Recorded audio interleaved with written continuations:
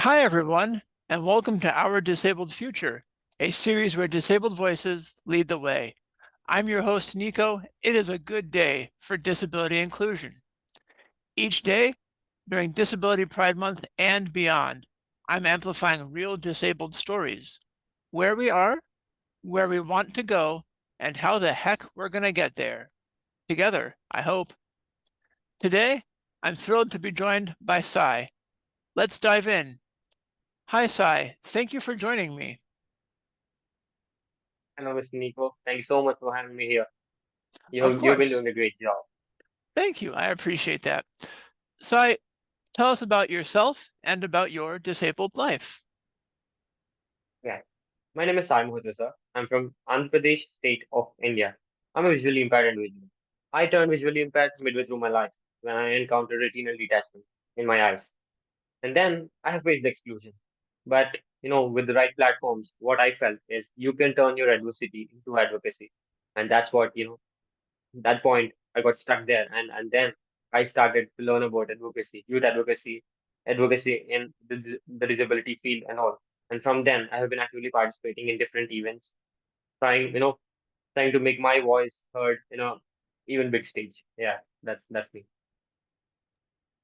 Thank you. That was a great summary. I especially loved hearing about how you got involved in disability advocacy and how you really try to put yourself out there and make connections and partnerships. You mentioned that you've Yes, been visually impaired since birth. What does a disability friendly future look like for you?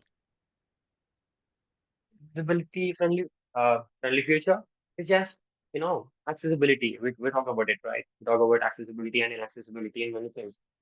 For me, what I expect the most is not the technology and all other things to be accessible.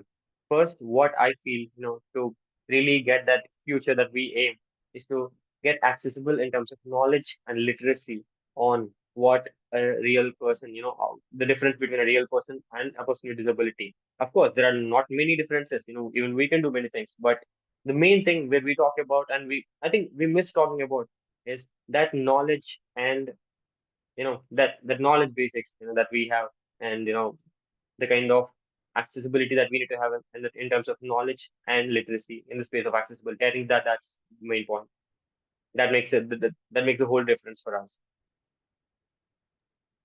Absolutely.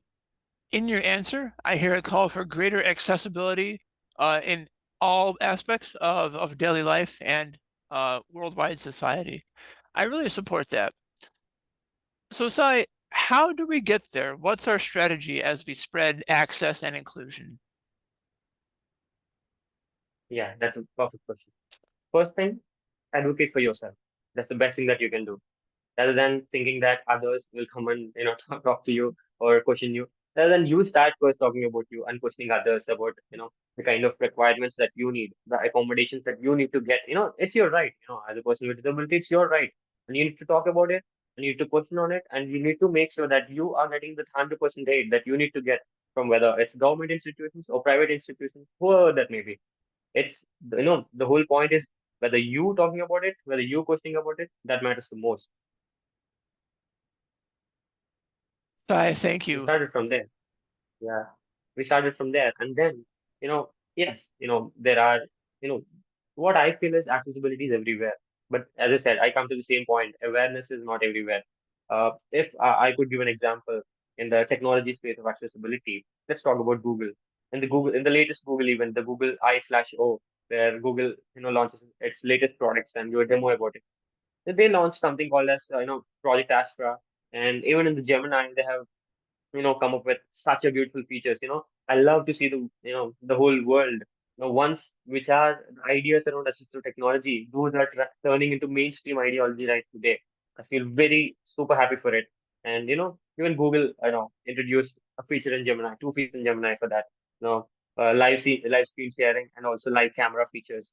Those are really some years before, those are ideas of assistive technologies, right? But the world is surrounding around the mainstream technologies. Google has introduced the feature there, seamlessly, to a certain extent. I recently experiencing it, and I'm still a beginner and just starting to it, so I can't talk much on it. But yeah, for now, till my experience, it is accessible. But the awareness, that's not there in many that they can make use of these kind of features. Accessibility is already there, but you're not trying it. Why? Whether you are not aware of it or something, some energy is stopping you from it, whether social stigmas, taboos, whatever we call it, right? So that's what I feel. Yeah, Thank you very much. I loved hearing about your exposure to accessible technology. It's something that I want to read up more on myself. All right, Sai, I've yeah, had a great time getting to know you and understanding your perspective on disability issues. As we close our time together, I want to give you a chance that you and I, as disabled people, rarely get. That's a chance to brag about yourself.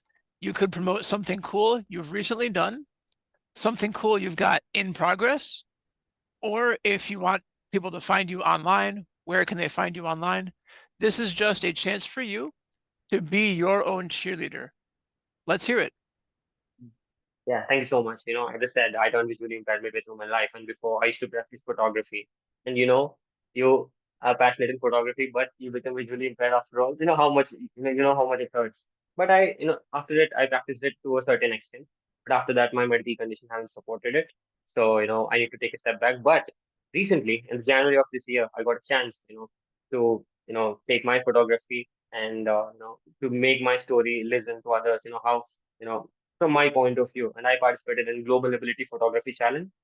It's an actually, I'm sorry for it. It's actually an event organized by Youth for Job Foundations in India in partnership with UNESCO India and United Nations in India. And I have selected as one of the top 8 winners there, and took the Global Ability Photography Challenge winner award at the prestigious UNESCO House in New Delhi. You need to go out and we need to do that. There are many things for us. And second thing, I don't know whether I should take out the name on all, but in a very prominent institution, I have applied for a volunteer role, and I got selected in it as well, and looking forward to it as well to even work, to learn, connect, learn, and apply those learnings in the field of disability inclusion and youth empowerment. I'm greatly looking forward to it. Those are Yes, that's two it. really incredible wins. I'm really happy for you. Thank you so much. Of course. All right, folks, tune in next time. Remember, this is our disabled future, and we're building it one day at a time together. Wherever you go, whatever you do, I'm rooting for you, and I can't wait to see what you do next. Bye.